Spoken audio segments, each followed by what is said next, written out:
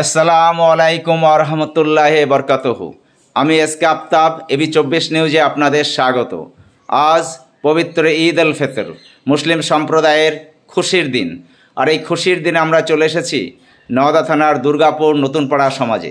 আমরা দেখাবো এখানকার নামাজ পড়ার ছবি, কথা বলে নেব এখানকার মাওলানা সাহেবের সঙ্গে। চলুন দেখি। আর চুলগুলো এলোমেলো থাকবে, তাহলে হুজুর সাল্লাল্লাহু তাআলা আলাইহি ওয়াসাল্লাম ওই এতিম বাচ্চাটাকে নিয়ে নিলেন। হুজুর সাল্লাল্লাহু তাআলা আলাইহি ওয়াসাল্লামের কাঁধে হাসান এবং হুসাইন রাদিয়াল্লাহু তাআলা আনহুমা ছিলেন। তিনার কাঁধ থেকে ওই এতিম বাচ্চাকে নামিয়ে দিলেন এবং ওই বাচ্চাটাকে হুজুর সাল্লাল্লাহু আলাইহি ওয়াসাল্লাম কোলে তুলে নিলেন। সুবহানাল্লাহ। এরপরে হুজুর সাল্লাল্লাহু আলাইহি ওয়াসাল্লাম বাড়ি গেলেন এবং বাড়িয়ে যাওয়ার পরে আম্মা জান আয়েশা রাদিয়াল্লাহু তাআলা আনহাকে বললেন যে, হে আয়েশা, তুমি তো আল্লাহর কাছে চাইতে একটা সন্তান, যে এই দেখো আল্লাহ তাআলার তরফ থেকে একটা সন্তান এসেছে, এটাই তোমার সন্তান। সুবহানাল্লাহ। ভালো করে গোসল দিয়ে দাও। তো হযরতে আয়েশা রাদিয়াল্লাহু তাআলা আনহা তিনি বলছেন যে আমি ওই বাচ্চার গায়ে পানি দিয়ে দিলাম, আর হুজুর সাল্লাল্লাহু তাআলা আলাইহি ওয়াসাল্লাম তিনি নিজে হাতে ওই বাচ্চার গায়ে ময়লাগুলো পরিষ্কার করে দিচ্ছিলেন। সুবহানাল্লাহ।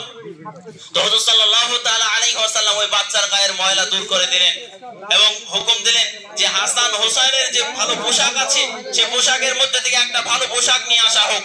তাকে ভালো পোশাক পরিয়ে দিলেন এবং তার মাথার চুলগুলো হুজুর সাল্লাল্লাহু আলাইহি ওয়াসাল্লাম নিজে আঁচড়িয়ে দিলেন। তাকে ভালো করে তৈয়ার করার পরে হুজুর সাল্লাল্লাহু তাআলা আলাইহি ওয়াসাল্লাম জিজ্ঞাসা করলেন ওই বাচ্চাটাকে যে, তোমার পিতা যখন জিন্দা ছিল তখন তুমি যখন ঈদগাহ ময়দানে যেতে, তাহলে তুমি কিভাবে যেতে? তোমার পিতার হাত ধরে কি তুমি যেতে, না তোমার পিতা তোমাকে কাঁধে তুলে নিয়ে যেত? সুবহানাল্লাহ। তো ওই বাচ্চাটা বলল যে আমার পিতা আমাকে কাঁধে তুলে ঈদগাহ ময়দানে নিয়ে যেতেন। তো হুজুর সাল্লাল্লাহু তাআলা আলাইহি ওয়াসাল্লাম সরকারে দু আলম সাল্লাল্লাহু তাআলা আলাইহি ওয়াসাল্লাম তিনি নিজের কলিজার টুকরা হাসান এবং হুসাইন রাদিয়াল্লাহু তাআলা আনহু তিনাদেরকে বললেন, হে হাসান, হে হুসাইন, তোমরা পায়দাল চলো, তোমরা পায়ে হেঁটে হেঁটে চলো, আজ আমি এই এতিম বাচ্চাকে আমি কাঁধে তুলবো। সুবহানাল্লাহ। হুজুর সাল্লাল্লাহু আলাইহি ওয়াসাল্লাম এতিম বাচ্চাকে কাঁধে তুলে নিলেন আর নিজের কলিজার টুকরা তিনার হাসান এবং হুসাইন রাদিয়াল্লাহু তাআলা আনহুকে বললেন যে তোমরা পায়ে হেঁটে হেঁটে চলো। তো হুজুর সাল্লাল্লাহু তাআলা আলাইহি ওয়াসাল্লাম ওই এতিম বাচ্চাকে কাঁধে তুলে নিয়ে চলে আসলেন। তো মুহতারাম বুজুর্গ দোস্ত, তো এতিম বাচ্চার প্রতি আমাদের খেয়াল রাখতে হবে যেন আমরা ভালো পোশাক পরছি, আমাদের সন্তানের জন্য ভালো খাবারের ব্যবস্থা করেছি, আমাদের সন্তানের জন্য ভালো পোশাকের ব্যবস্থা করেছি।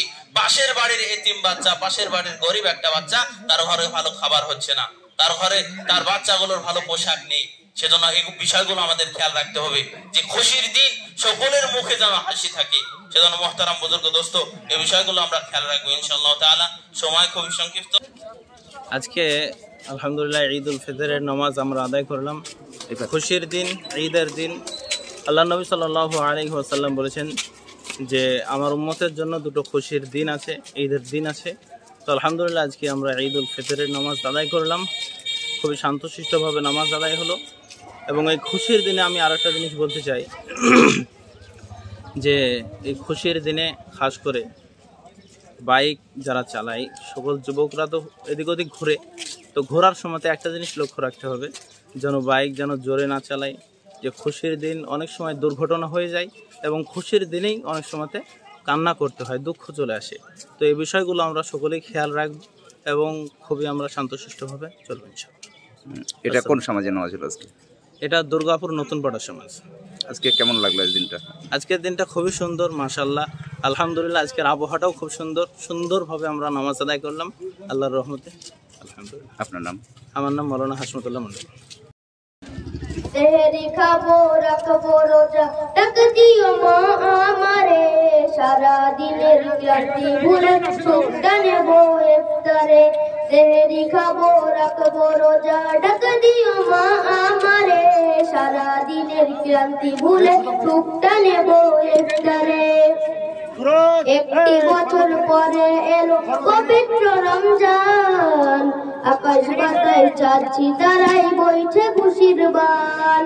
একটি বছর পরে এলো পবিত্র রমজান, আকাশ বাতায় চাঁদছি তারাই বইছে খুশির বান।